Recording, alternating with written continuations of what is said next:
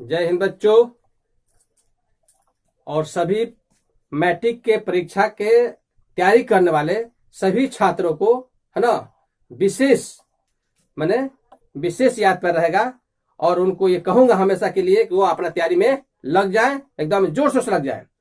आज देखिए एक ऐसा चीज हम लोग पढ़ रहे हैं जो 2013 में भी आया है, 14 में भी आया है, 16 फर्स्ट पाली में भी आया है और 16 सेकेंड पाली में भी आया है, द्वितीय पाली, और 17 में भी आया है। देखिए इसलिए हम लिख दिए यहाँ पर, ये मैंने 4 साल इधर आया है, 17 तक आया है। एक बाद दूसरा आ गया है, एगो था यूक्लिड विभाजन एल्गोरिथम विधि। तो पारापारी करके आपको सब बताएंगे, है ना, पारापारी करके सब बताएंगे। तो पहले इसको सीखिए आप लोग।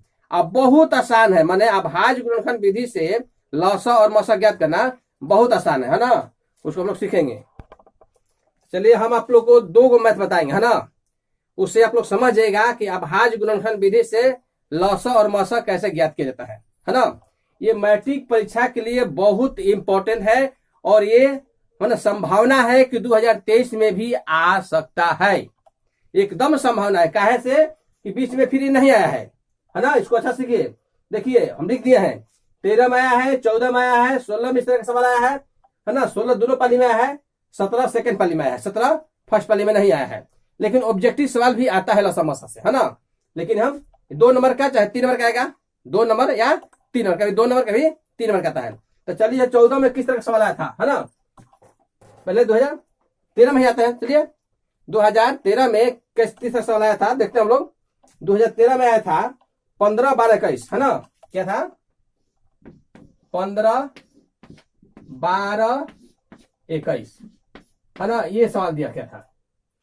2013 में इस तरह का सवाल था, माने 15, 12, 21 का अभाज्य गुणनखंड विधि से लसा और मसा ज्ञात करना था। तो चलते हैं। तो अभाज्य गुणनखंड मतलब कि अभाज्य संख्या होना चाहिए, अभाज्य संख्या होना चाहिए। तो अभाज्य संख्या क्या होगा, तो यहां देखिए 3 5 15, ये काटे कैसे, तो 2 6 12 और फिर द्वितीय 6, ये कैसे कटेगा, तो 3 7 21, कैसे होगा ना, 3 7 21। यहां हम लोग लिख देंगे, है ना।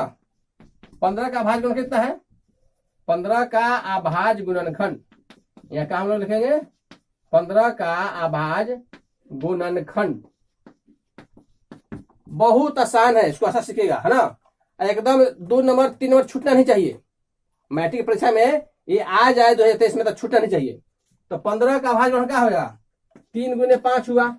अच्छा, फिर 12 का अभाज्य गुणनखंड कितना हो जाएगा, तो 2 गुने है ना, कितना हो जाएगा, 2 गुने 2 गुने 3, है ना। तो पहले 3 को लिख दे, मिलाने में आसान होगा। पहले 3 लिख दिया जाए, है ना, पहले 3 लिख दिया जाएगा तो मिलाने में आसान हो जाएगा। चलिए कितना है, 3 गुने 2 गुने 2। अच्छा, 21 का कितना है, तो 21 के आपका है 3 गुने 7, 3 गुने 7। तो मौसा कैसे निकलता है, तो ये लिख देंगे हम लोग, कौन सी 15 12, चाहे एसीएफ ऑफ, है ना, क्या लिखेंगे, एसीएफ ऑफ, है ना, क्या 15 12 21, माने 15 12 21 का हम लोग एसएफ निकालेंगे। तो एसएफ का मतलब क्या, जो तीनों में मिलता हो। तो देख लीजिए तीनों में कौन मिल रहा है, 15 में 12 में 21 में कौन, तीनों के अभाज्य गुणनखंड में क्या मिल रहा है, तो तीनों के अभाज्य गुणनखंड में 3 मिल रहा है। देखिए 3 के अलावा और कोई संख्या नहीं मिल रहा है। तो क्या हो जाएगा, तो मसा हो जाएगा 3, मसा का ये मिलने वाला है ये 3, तो ये मसा हो जाएगा, जो तीनों में मिल रहा है वो मसा हो गया। अच्छा, एलसीएम क्या हो जाएगा, एलसीएम ऑफ 15 12 21। तो चलिए 15 12 किसका, तो 3 कवर है, इसमें देखना है संख्या सबसे अधिक कवर है। तो 3 कवर है, तो 3 इसमें एक बार है, 3 क्या है, एक बार है, हो गया। 2 कवर है, तो 2 आपका 2 बार है, 2 आपका कितना है, 2 बार है। अच्छा, 5 कवर है, तो 5 आपका एक बार है। 7 कवर है, तो 7 भी एक बार है, लिखा गया। अब इसको हम लोग गुणा कर देते हैं, कैसे, 2 दूनी का 4, 2 दूनी का 4 चौथे 12 और 12 5 60 और 60 7 तक कितना होगा, 420, 742, तो कितना हो गया 420। तो इस तरह हम लोग, है ना, मिला लीजिए वैसे। तो इस तरह का आएगा। कितना टाइम लगा? बड़ा तो मुश्किल, अगर ये समझाना पड़ रहा है इसलिए थोड़ा ज्यादा लग रहा है, है ना। अगर समझाना नहीं होगा तो हमको तो लगता है कि 2 मिनट से ज्यादा समय लगभग नहीं करेगा। 2 मिनट या 3 मिनट, वैसा ही सवाल दिया जाता है कि आप उतना नंबर का सवाल उतना समय में बना दीजिए, यानी 3 नंबर 3 मिनट, 2 मिनट 2 नंबर का सवाल। तो इस तरह सवाल देगा, है ना। तो बना लीजिएगा। तो मसा कितना आया? मसा 3 आया, लसा कितना आया? 420 आया। तो ये निकल गया। फिर हम लोग एक साल और देख लेते हैं। ये समझ लीजिए, ये 2013 का है, ये आपका 2013 का है। 2013 में आया था ये सवाल। चलिए दूसरा टाइप बताते हैं। आइए सवाल को आशा रखिएगा। इस सवाल 96 जो 404 है, ये 11 में भी आया था। तो देखिए 23 में जो आने वाला है 20 में से आएगा, है ना। इसलिए आप लोग तैयारी 11 के, 13 के, 15 के, 17 के, 19 के, है ना, 21 के, इसी से सवाल बनाने की कोशिश कीजिएगा। इसी से परीक्षा 23 में आएगा। तो देखिए ये आया है, 11 में भी आया था। 96 404 का लसा और मसा अभाज्य गुणन विधि से ये 11 में भी आया था और फिर 17 में भी आया है। कब आया है? 11 में और 17 में। आशा है कि हो सकता है 2023 में आ जाए। तो चलिए इसको बनाते हैं। अंत में 6 है तो उसका कटेगा। अंत में 6 है तो 2 चौका 8 और 2 8 16, है ना। फिर अभी अंत में 8 है तो उसका कटेगा। 2 दूनी का 4 और 2 चौका 8 है। फिर 2 से कटेगा 12 दूनी 24। फिर 2 से 2 छक 12 और फिर 2 तिहाई 6 हो गया। अच्छा, माने आभास संख्या। तो 2 क्या है? सबसे छोटी आभास संख्या। सम आभास संख्या, सम संख्या भी है और आभास संख्या भी है। चलिए 2 अंत में 4 है, 2 से कटाइए। तो 2 दूनी का 4, फिर 0, फिर 2 दूनी का 4। इसका विस्तार जानने के लिए जनरल मैथ का है उस डिस्क्रिप्शन में डाल देंगे, अच्छा समझिएगा। चलिए फिर 2 से करेगा। 2 एकम 2 0 और फिर 1। तो ये क्या है? ये भी आभास संख्या है। 100 क्या है? आभास संख्या है, किसी संख्या से कटने वाला नहीं है ना। केवल अपने आप से कटेगा और 1 से कटेगा। आभास संख्या का मतलब हुआ कि अपने आप से कटेगा और 1 से भी कटेगा और किसी से नहीं कटेगा, है ना।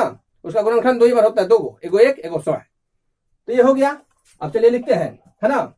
96 का क्या लिखे हम लोग? 96 का अभाज्य गुणनखंड। 96 का अभाज्य गुणनखंड कितना है?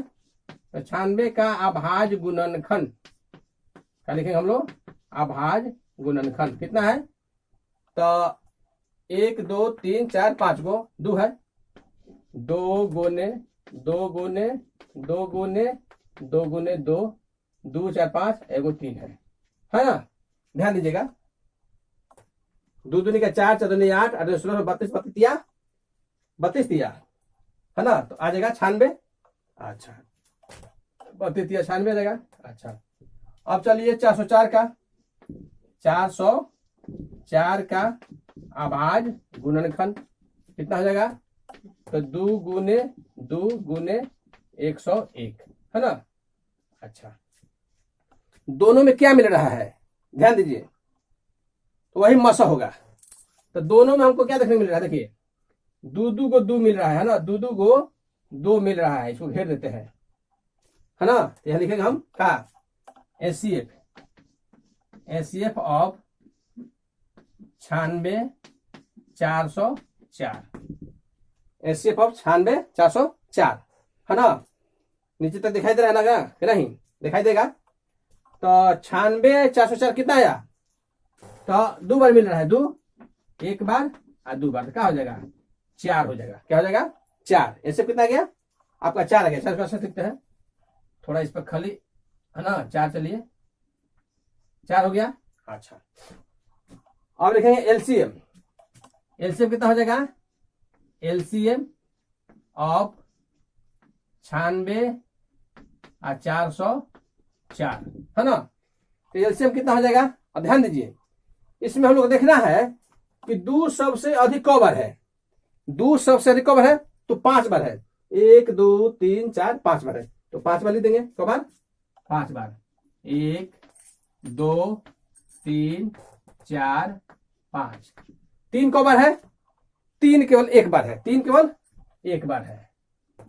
हो गया। 101 कौ बार है? तो 1 बार है। तो 101 एक बार है ना। चलिए गुना कीजिए, है ना। तो गुना कीजिए, क्या आएगा? तो 2 दूनी 4, 4 दूनी 8, 8 दूनी 16, 16 32, आप 32 तिया 96, 32 तिया 96, और 96 में 101 से गुना कीजिएगा। 96 में 101 से गुना करके रख लीजिए यहाँ पर। अगर 101 में 96 से गुना किया करेगा 6 0 और 6, है ना। फिर 9 0 9, कितना गया? 96 96, 9696, कितना आएगा? 9696, यही आपका दोनों आंसर हो जाएगा, है ना। ध्यान दीजिए, ध्यान दीजिए, इससे कितना आया? 4 आया, क्या दुगो मिल रहा है, दुगो इसमें भी, तो 4 आ गया। जो मिलता है दोनों में, चाहे तीनों में चारों में, जब हो जाए, यहाँ तो 2 है, 3 को भी रहता है, जो पहले बताया उसमें 3 को था ना। तब तीनों में जो मिला उसको लिख दिए। इसमें 2 है, तो दोनों में जो मिल रहा है, तो 2 इसमें भी है, 2 को 2, इसमें भी 2 को 2 है, तो 2 दूनी 4 हो गया। अच्छा, उसके अलावा छोड़ के एलसीएम निकालना होगा, तो एलसीएम के लिए हम लोग फार्मूला भी लगाते हैं। वो एलसीएम के लिए, है ना, दोनों संख्याओं का गुणनफल बटा, है ना, जो एचसीएफ है उसे भाग कर देंगे तो आ जाएगा। तो उसे भी निकाला जाता है, और तो ये तरीका भी है। तो 200 कौ बार है? 5 बार है, तो 5 बार लिख दिए। 3 कौ बार है? तो 1 बार है, तो 1 बार लिख दिए। 101 कौ बार है? तो 1 बार है, तो वो लिख दिए। और फिर इसको गुना कर दिया जाएगा, तो आपका आ गया एलसीएम। तो इस विधि से भी निकाल सकते, कोई दिक्कत नहीं, है ना। तो एलसीएम भी आ गया, एचसीएफ भी आ गया, इसको अच्छा से देख लीजिए, है ना।